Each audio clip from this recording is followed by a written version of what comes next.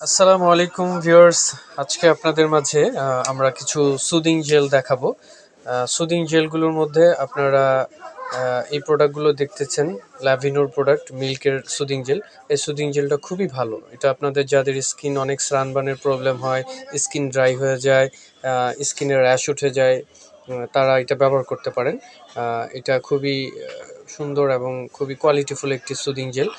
এটা market price হচ্ছে 475 টাকা। এছাড়াও আমাদের কাছে রয়েছে বাহিরের থানাকা হোয়াইটেনিংগুলো।